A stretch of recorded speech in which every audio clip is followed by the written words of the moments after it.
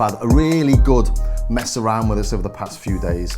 And there's Roland's 30-minute online demo, as well as Loopop. He's done a really in-depth demo of how to use all the main features. So I thought what would be more useful for me to do here is an explanation of what it can do and how it works, rather than a really granular breakdown of every function.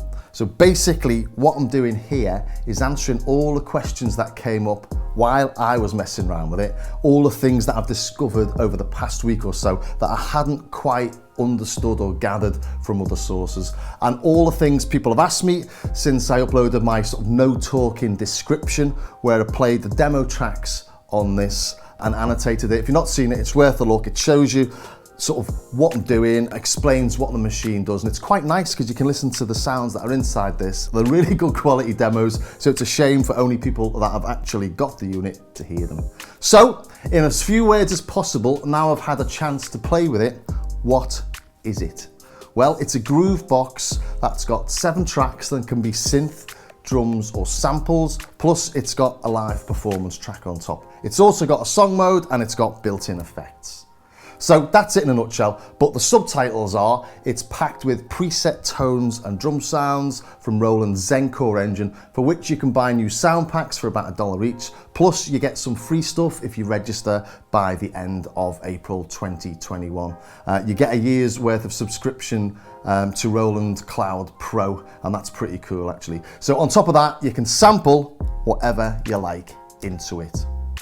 So from all that, the most important aspect of this, its sort of unique selling point, is this live performance track, which is labeled here as a vocal track, and that's what sets it apart from most or maybe all of the groove boxes that I can think of. I can't think of any others that do this off the top of my head, and we'll look at that in a bit more detail later. But effectively, you've got the ability to have up to 16 tracks on this of whatever you like, played over the top of what you normally have on your groove box. So it plays on top of your song structure, and this means that you can capture live performances quite easily. So it becomes a bit more of a modern Porter studio than the groove box, because normally to have a completed song you'd have to record your groove box performance into your DAW, and then you'd have to record your vocals or your live performance into the DAW as well. Otherwise, how would you get a finished single tune onto a single WAV file?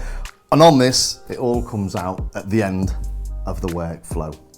So hopefully that explains why this is a thing and not simply another drum machine, groove box or sampler. So let's start with a quick look at the main physical functions, shall we? We've got a USB port. This will work as a class compliant stereo port without the need for any drivers. But you can use Roland drivers, and here I've downloaded the latest driver for Mac, and you can get 10 stereo channels, 8 for the tracks and 1 for the stereo mix. Here I've just recorded the class compliant USB output. Spaceship cools, red bottoms with a... And that's just simply stereo in and out. And here you can see I've used Roland's proprietary driver. So we get the stereo mix. Plus we get each of the individual tracks outputs.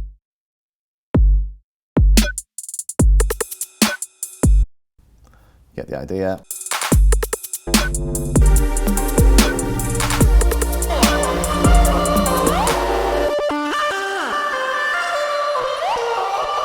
So they're really interesting looper tracks, so they're looped samples.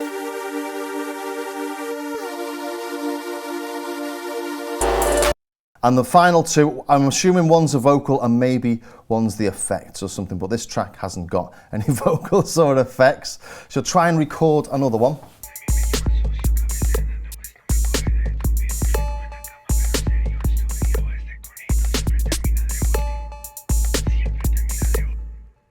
The input level of the stereo mix is actually affected by the volume you've got on your unit.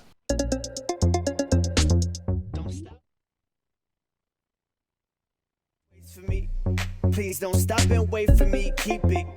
So they're just things I discovered while I've been playing around with it. Another thing I found out, because I didn't read the HTML document that comes with the driver, is that you have to go into System and change the USB driver on the machine itself from General to Vendor. Otherwise the machine doesn't realise it's using the Roland driver to communicate with your laptop. The USB can also be selected as an audio input for sampling and can be used to resample from the internal mixer channels. So you can record anything from the tracks themselves back into it.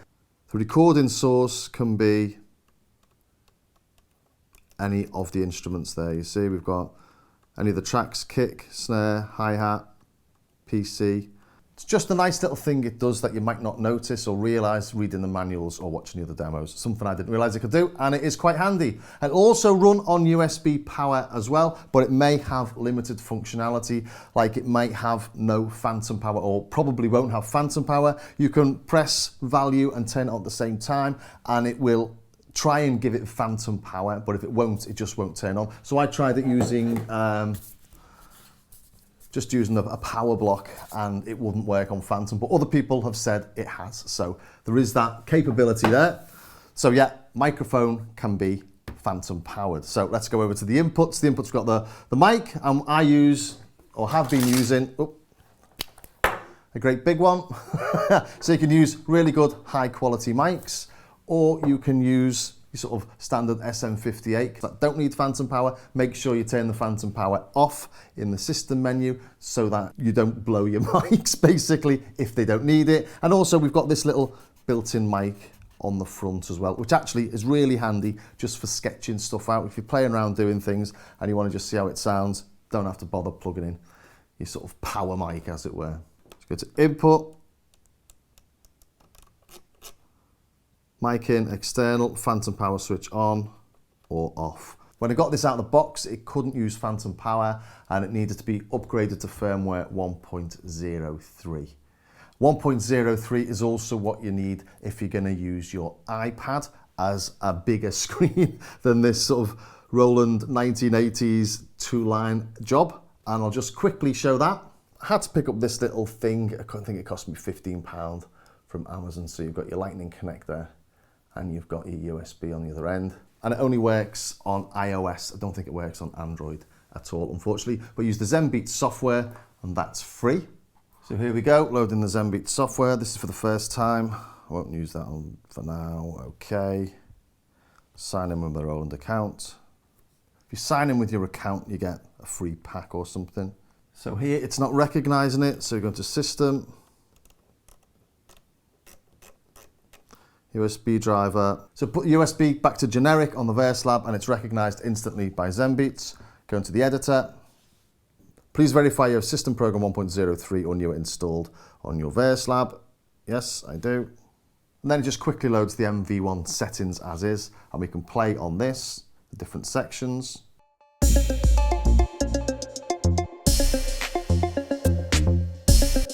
And we can mute tracks and play individual parts. We've got here.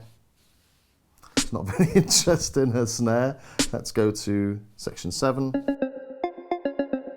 But you can't mix and match like you can on Ableton. You can't play the kick from 1, the snare from 2, and the instrument from 7. Everything that you play has to be from the same section. So you either play the whole section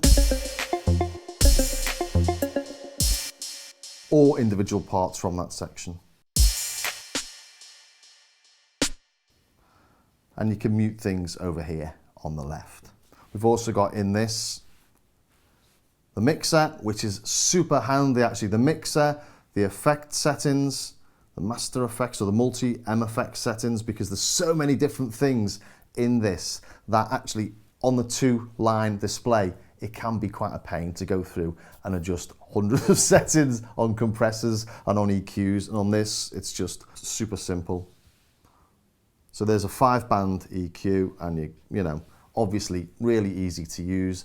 You know, some people have complained that this doesn't have a bigger screen, but you can just attach a great big screen. This doesn't do things like edit your samples, and doesn't do it yet, I'm saying, because this has only just come out, and I think they've got plans for doing extra bits with it, but sort of don't quote me on that. Don't work for Roland, don't know what they're going to do, but would be good if they did actually, so you could use it to edit and arrange your samples, and maybe to pick your tones as well. Okay, let's move over to the MIDI functions then, shall we? We've got MIDI in and we've got MIDI outputs. The MIDI in accepts notes, so you can play it with an external keyboard, just like you can play any other synth module basically. Track 1's on channel 1, track 2's on channel 2, track 3's on channel 3, and you can go in and you can change that if you want to. I've played them using an external keyboard, and the synth sounds and stuff work just as you'd expect. You play the keyboard, plays the sounds in tune. You can transpose and do whatever you want with them inside here. But the one oddity I did find was that on the kit, the sounds aren't spread as you might expect chromatically up the keyboard. They're sort of spread across 27, I think it is, keys from C1 up to E3. So you've got 16 sounds and 27 notes or 30 odd notes, however many notes it is, but they're not chromatic and you can't go in and change it. I contacted Roland support and they said they would look at putting that in an update, which would be quite handy. So that I can play really a full drum kit with a small keyboard, because at the minute I'd need something a lot longer than that. Anyway, over to the MIDI out. And this is why I've got my Euro rack next to me, to see what I could play via MIDI out. And it can sync the MIDI with an external arpeggiator or sequencer. If I just try and do that.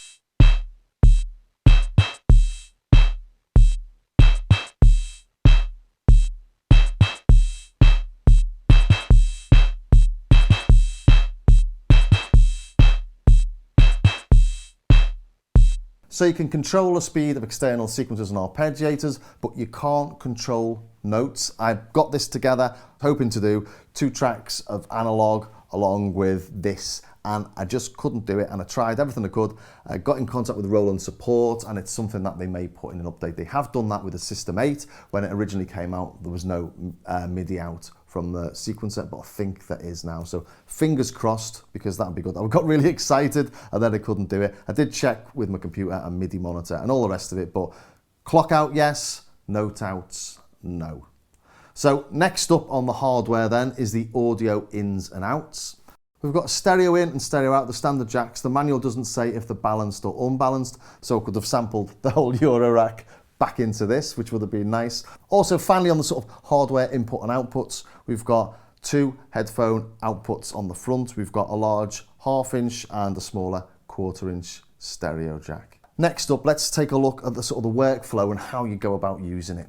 So firstly, as I've just shown in Logic, we've got 7 tracks. They're labeled here: the kick, the snare, hi-hat, kit, bass, instrument 1 and instrument 2. But they don't actually have to be a kick, a hat, snare, etc. And I'll talk about that more in a minute. So here we have one of the demo tracks. Let's load.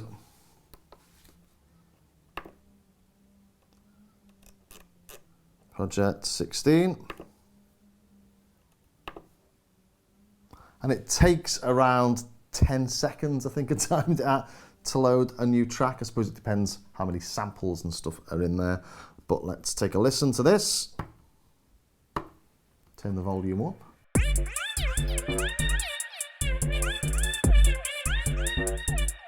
So if we go into the different sections of the track. Another little tip here actually is there's no solo, but if you press mixer and the instruments, it mutes them. And as there's only 8, it doesn't really matter that there's no solo button.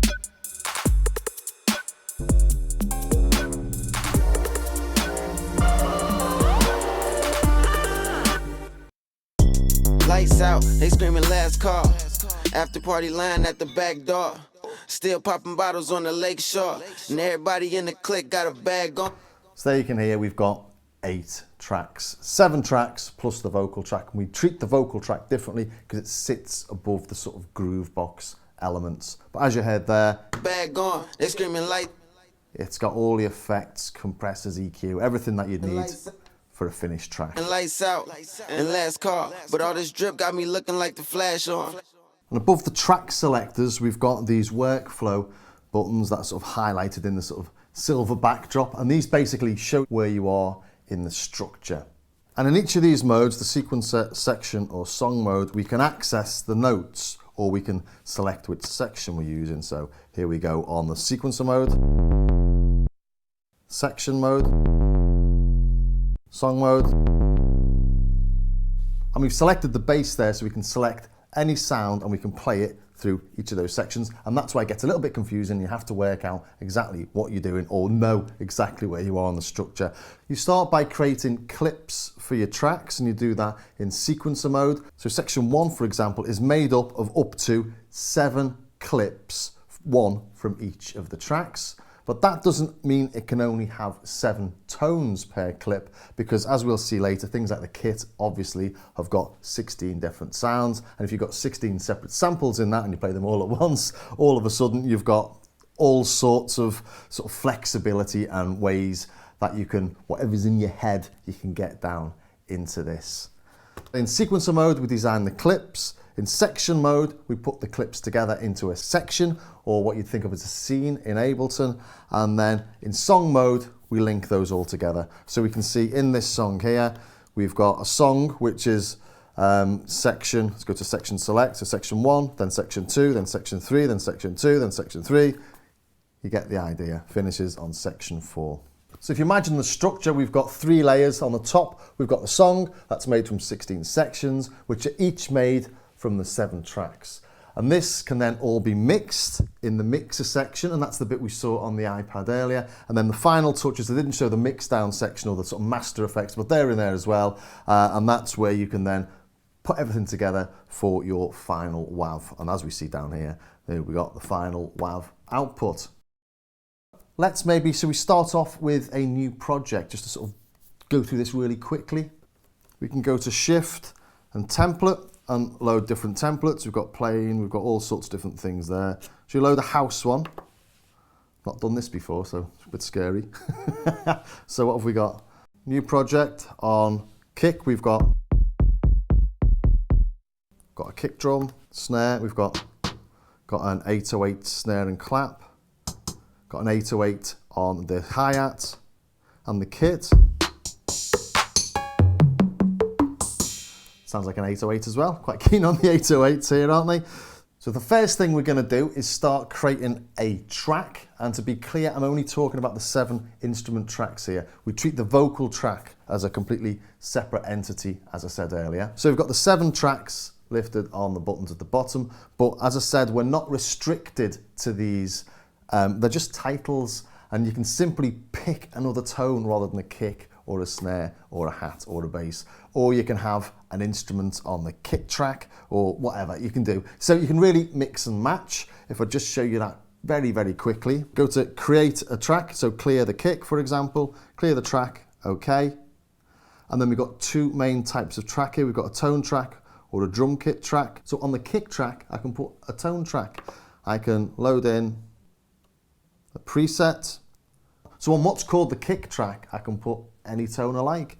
So let's go to, I don't know, a synth pad, for example. Click on there. Let's use an oo pad. Okay.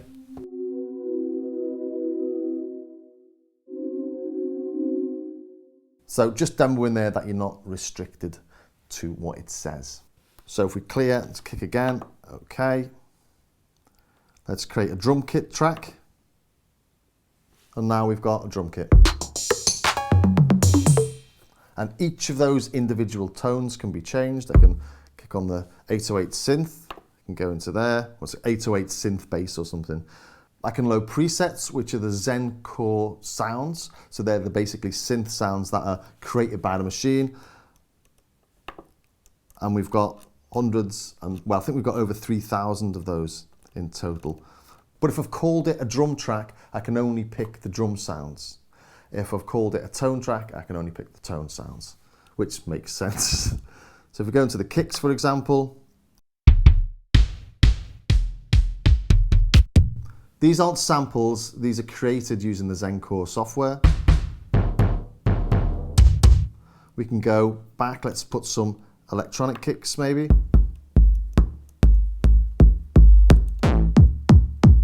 So all really high quality sounds. But if we did want to use a sample, we can go back up. Instead of going to a preset, we can go to a WAV file. On the card it comes with, they've been categorized into drums, melodics, and loops. So go into the drums for this, look at the kicks. Oh, and we then got to audition them, pressing the load button.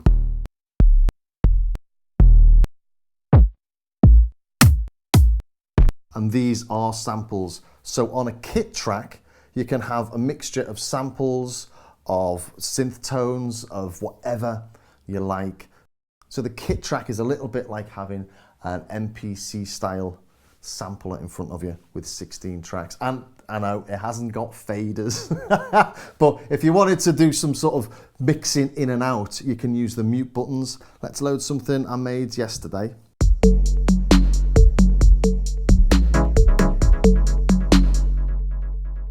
Just a nice little rhythm.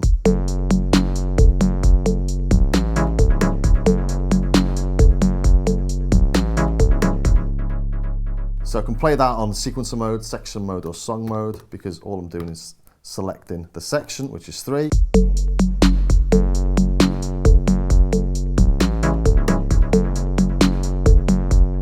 If we go to the sequencer mode and I click, I don't know, kit, we can see which notes are playing, and we can just mute them.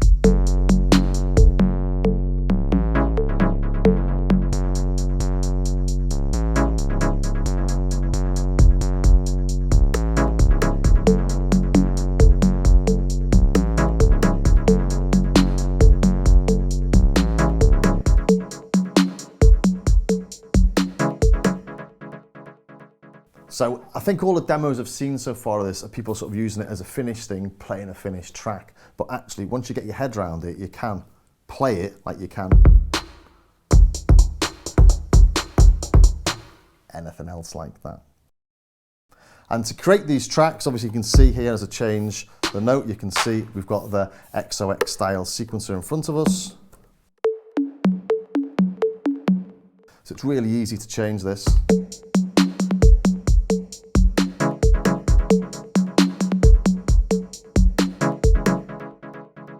And you can do that using the XOX, or you could do it live for press record. You get a 4-beat counting.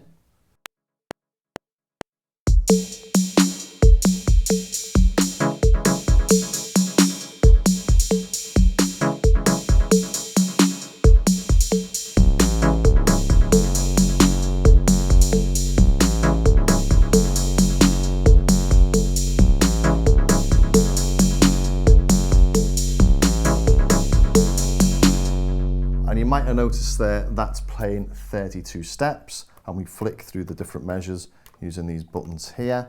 One thing is you can have it up to 128 steps long, each of your clips, but you can only see where you are on these 4 LEDs. So once you're onto step 65, you're onto LED 5, which doesn't exist. But it'd be nice if there was 8 LEDs there to represent the 128 steps.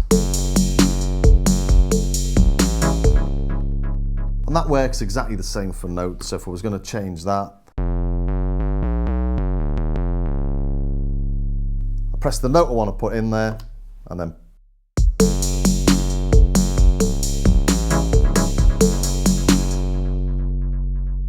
one thing with doing that on the melodic tracks though is that you can see where a note's being hit, but you can't see what note is. So when I press the different notes, I can only see that a note is playing, not which note is playing. Whereas on the kit tracks, I can see which note or which sound is playing.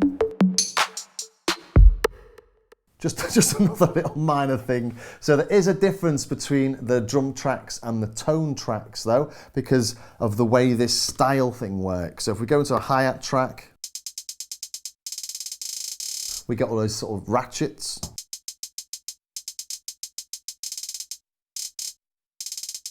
And it'll only play one at a time, whichever you pressed last.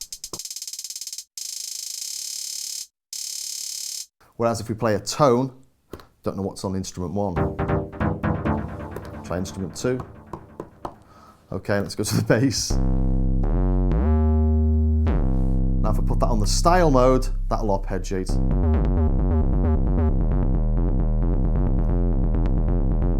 And you can go in and you can change that. You can change the speed of it. You can change the type of arpeggio. You can change the range of the arpeggio. You can change the swing of the arpeggio as you'd expect. But you can't do that on the drum tracks. The drum tracks have those separate ratcheting. And again, when you listen to lots of the demos, they sort of demo that with the hi-hat quite a lot. The hi-hat sort of plays along nicely. Then with it. And it's quite a sort of R&B hip-hoppy thing, which this seems to be aimed at least or most of the demo tracks on it, and most of the demos I've seen happen to be sort of nice laid-back, sort of 70 to 90 BPM sort of thing. And I think the standard template on this comes in at 70 BPM as well. So you can see where it's aimed at, but I think there's an awful lot more scope that people could use this for. So I'm a bit unsure about why you'd name the tracks, but I can understand, gets you into it, you can understand how it works rather than just saying track 1, 2, 3, 4, 5, 6, 7. But it is much more flexible than kick, snare, hi-hat. It's literally throw what you want on what you want, except, there's always an except, on the instrument tracks, these are the only ones we can put loopers on. So if I go to create a track, clear instrument track, okay, you'll see here I've got drum kit and looper. So tone, drum, and looper. And looper will, when you put a sample in it, it'll loop that sample. So I've done that on these sections here, I think. Oops, exit, just select one. So you see that it cleared the track and I've got to choose it then. I can't go back, and that's one thing this doesn't have, is an undo function, which you've just got to be careful what you do. Just keep on saving stuff. You get used to doing that, but it can be frustrating without an undo, like I've just done there, and I realised that the drum loop I wanted to demo to you was on that track and had cleared it, and there's no way back. So I had to reload the project. So lucky, I've saved everything. So go to section 1.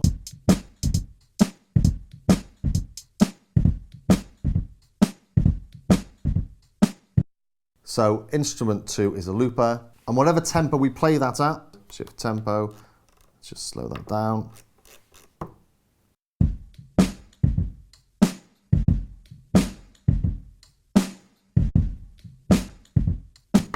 But you can't just throw any loop on any sort of track, because it needs to know it's got to loop it, and it needs to know it needs to time stretch it, otherwise it would start looping things that you just wanted as a one shot. So just a slight exception there, but yeah, it's really super flexible. So on this section here, let's just play all the tracks.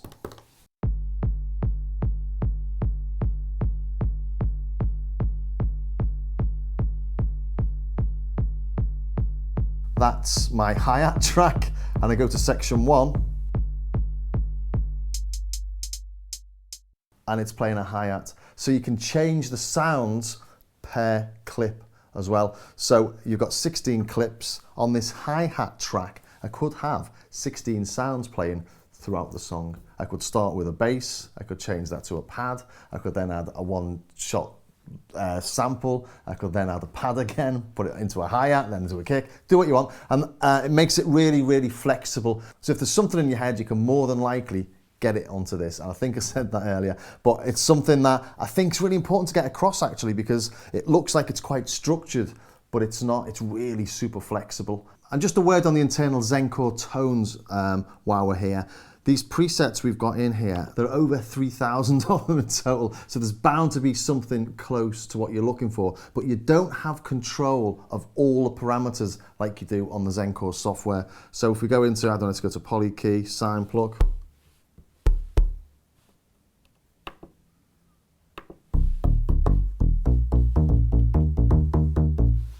We then go into sequencer mode. When we edit the clip, we've got all these various things in here. Tone browser, tone settings, we go into this. We've got level, pan, delay, send, reverb, send, fine tune, and then we've got a few, but not very many of the synthesis parameters. If you look at the Zencore engine, there's literally thousands of parameters. It's absolute sort of nightmare to do on something this small, but you don't need it on here. You've got so many presets in here. So you've got the really obvious ones like the filter cutoff and resonance, attack decay, so you can stretch the sound, you can make it sort of duller, you can make it brighter, all the main things that you'd like to do. And then you can also change in here what the controller 1, 2, and 3 do as well, and they affect the motion on how you use motion. I'll talk about motion when we talk about the sections in a bit. In fact, let's move over to the sections now, shall we? Don't want to dwell too much on sections because it's really quite sort of obvious, and as I say, Loopop and Roland have done quite good demos of how it all works, or very good demos of how it all works. So it works pretty much as you'd expect. So these are really just things to note. As I said earlier, if you're used to using Ableton, the main difference here is that you can't play any part or any clip on any section. So section 1 is all made up of clip 1s. Section 2 is all made up of clip 2s. Playing section 3, I can't, for example, kick a hi-hat or the instrument from section 5, because if I press section 5, I'm now playing section 5 for the whole lot. If I pick section 2 to play,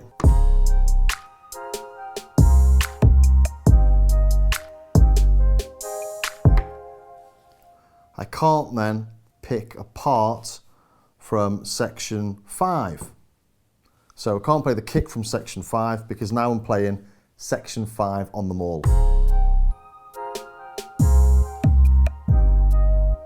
Whereas on Ableton you can pick anything for anything, can't you? And if we go into the sequencer mode and look at the clips, we can see that the kick is only playing on sections 2, 3, 4 and 7. The snare's only playing on 2, 4 and 7, etc. So the selection section button on the left works when you're in sequencer mode, section mode or song mode, as does note. So like I showed earlier, you can play the notes from any of the parts when you're in sequence section or song mode, and you can select any section when you're in sequencer section or song mode, but the section that you select will always change the section for all the parts. And yes, when you're playing around with the sections, you do realise, especially when you're making a song, you do realise that you've got no undo, so you do have to load the project again. And what I did notice was it doesn't like to load the project you've already got in. You have to load another one in order to load the one you've got, so like to go back to where you last loaded it. And it sounds like I'm being, not being overly positive here, but that's because it sort of works as you'd expect. So should we move over to song mode now? And this is the more sort of interesting aspect of this whole thing, I suppose, because it's where you've got the vocal track that sits on top of your sort of groove box element. But like creating sections, this is really simple to create a song with. It's sort of, I'm not going to go into too much detail about it, I suppose. So if we want section 10, press record. Section 10, we want part 5, there you go. Section 11, we want 6. Section 12, we want 1. It's that easy. But then we record your vocals over the top, and that's where it becomes, as I say, much more interesting. So maybe let's load one that's got a vocal in already, to save me having to sing.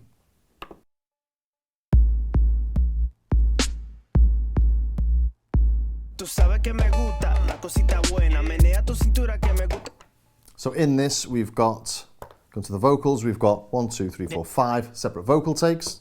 Damn, throw that waist for me. Damn, throw that waist for me. And to record these vocals, you literally just go to where you want on the song, you press record. So you go to 6, press record, and off you go. It's that simple, and that just sits there in take 6. If we edit one, let's go to edit this one here, we can edit the sample, start point and end point and stuff like that. But as I say, I don't really want to get into that here. Just show you really how it works, and that you can layer different vocals on top of each other to create harmonies, or you could have a guitar playing and a song, or you could have a guitar and a piano and 2 vocalists all playing on this. Obviously you've got a limit of 720 seconds, so that's 12 minutes on mono, 6 minutes stereo, that's right. Which is quite a lot, because you think about you singing a verse, you don't sing through the whole song, do you? And if you're playing a guitar, maybe you do the same guitar on verse 1, verse 2, stuff like that. But basically, let's just show you that quickly. So go into the vocal take. Damn, throw that waist for me. Take sequence edit, okay. And we can see it starts at 27 and ends at 35. Damn. Add vocal take. So it started it at the very start of the track. So when we play the start of the track again. Damn, throw that waist for me. Let's put it on sequence 2, shall we? On section 2. So Damn. there we go, I've added it. So vocal 3 appears once at 1, second at bar 3, and third at bar 27. So if we play that now, Bit of a mess, but you can hear that there's two things playing. So yeah, I didn't know if you could layer the vocals, and you can. I didn't know if you could play the same take in different places, and you can. I wondered whether you could have different compression and effects on each take. You can. It is actually all in the manual there. They've got like a nice sort of graphic that shows that you can do it, but you're not quite sure how that works. Once you worked it out, it's sort of really stunningly obvious, but it wasn't to me at first. So without doing it all here, hopefully you're getting to grips with what's possible. I'm very aware that this video may well have come across as a load of problems and limitations, which really isn't the intention. There's just been so many little questions asked about this and what it can and can't do. And I'm aware that the very nature of making a video demonstrate the limitations could come across as lots of niggles, but it's not. The intuitive stuff is really easy and intuitive, and it's easy enough to figure out, and there's loads of stuff that's easily accessible and obvious, so there's no point in me going over that again and again. Copying clips, muting sounds, creating sections, building songs, adding the vocals. So I'm just trying to help anyone who's not quite sure what the whole thing is about really, and what it can and what it can't do. So all in all, I can see the market it's aiming for. It's definitely thinking more down-tempo R&B, hip-hop styles, and for people who have got an abundance of creativity, loads of ideas, but without an abundance of cash and a whole studio at their disposal, who might even like to play this live because it can be done, or at least have something portable because it doesn't need extra controllers or sound cards like what you'd need if you were trying to take your laptop round to your mate's house. So it's a cool little thing. Even my kids have been impressed, which is saying something. And it could be opened up to a wider market of musicians and instrumentalists who don't necessarily want to record vocals, but would like a way to record external kit without having to resort to using a DAW. And with the addition of external sequencing as well, I think it'd be really good. So I think that's about it. It's taken quite a while to go through everyone's lists that I've seen on forums and on my YouTube channel. So I hope anyone who's looking into getting this has found something useful from it. And if you did, please subscribe and ring that bell so you don't miss any of my reviews and demos. And it'd be great to see you over in my Patreon page, where I've got over 6 hours worth of tutorials helping you to get the most from your synths. So I hope somebody somewhere enjoyed that, and I'll see you next time.